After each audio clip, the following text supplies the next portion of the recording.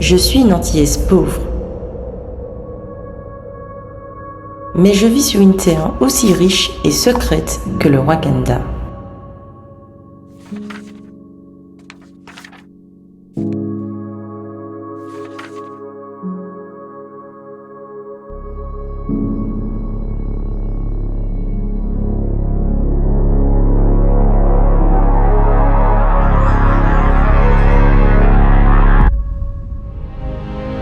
Au commencement de l'esclavage, pendant qu'il propageait l'image d'un peuple soumis, il ne savait pas que le peuple antillais avait déjà colonisé le monde grâce à un secret.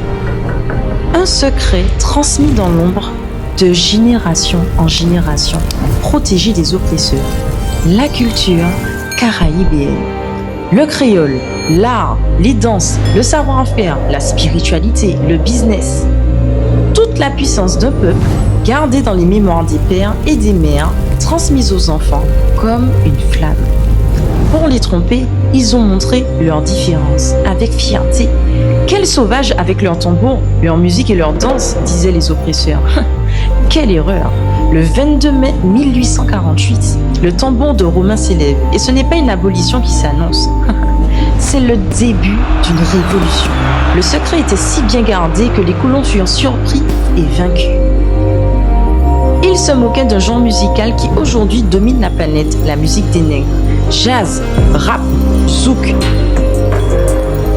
À chaque injustice, leurs voix et percussions reviennent pour maintenir la résistance et éviter l'ignorance du peuple.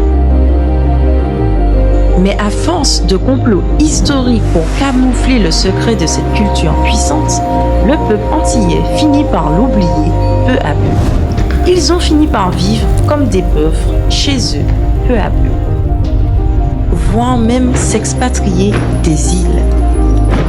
Oublier le pouvoir de son propre patrimoine, c'est accepter de dépendre de celui des autres. C'est devenir pauvre tout en restant la source de leur richesse. Pourtant, le feu ne s'est jamais éteint. Dans certaines maisons, le secret brûle encore. Il transforme les héritiers en créateurs, en entrepreneurs, en artistes caraïbéens. Ils sont la preuve vivante que notre puissance n'a jamais disparu. Oh! Purée, mais qui m'appelle à cette heure-là?